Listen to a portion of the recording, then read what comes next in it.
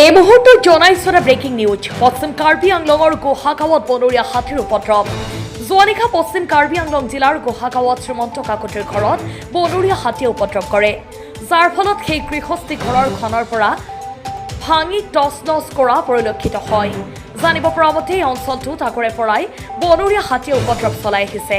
কেইটামান torch light দিয়ে গা এৰা দিয়ে চৰকাৰী বন বিভাগে, যাৰ পৰিপ্ৰেক্ষিতত স্থানীয় ৰাইজে বনৰীয়া হাতীৰ পৰা হোৱা ক্ষতিৰ মূল্য ভুক্তভোগী ৰাইজে নোপোৱাৰ অভিযোগ উত্থাপিত হৈছে।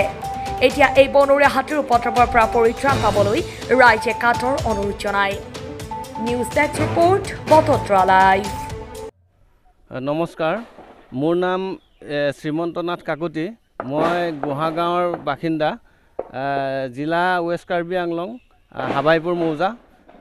আজি যোৱা ৰাতি 11:30 বজাত বনৰীয়া হাতী আহি আমাৰ ঘৰত তাণ্ডৱ চলায় আৰু আমাৰ যিটো পাকঘৰ, ৰান্ধনী ঘৰ, এই ৰান্ধনী ঘৰটো ভাঙি টচনচ কৰে আৰু এই টচনচ কৰা শব্দ শুনা পাই আমি দুইজন ল'ৰা আৰু মই উঠি আহোঁ বিচনাৰ পৰা।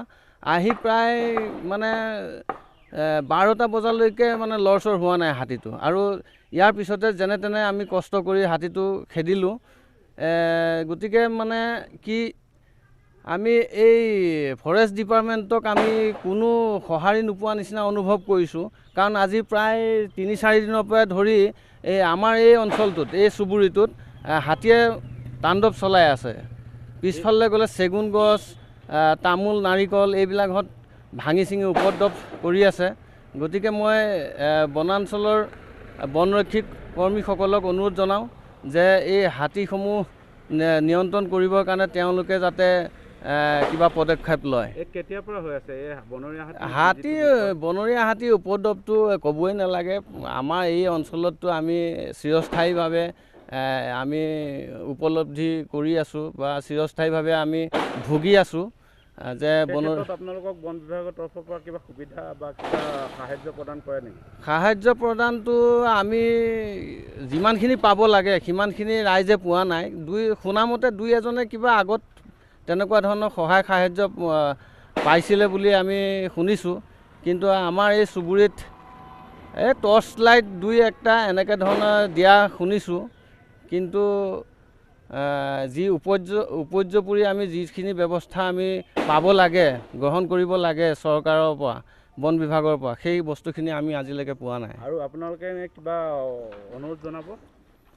অনুৰোধ এইটোৱে জনাওঁ যে আগত আমি এই আমাৰ গাঁৱতে বা আমাৰ অঞ্চলত এই বনৰীয়া হাতীৰ সুৰক্ষাৰ কাৰণে এখনি কমিটি বনাইছিলে। এই কমিটিখনে কি ষ্টেপ লৈছে আমি এতিয়াও ধৰিব পৰা নাই।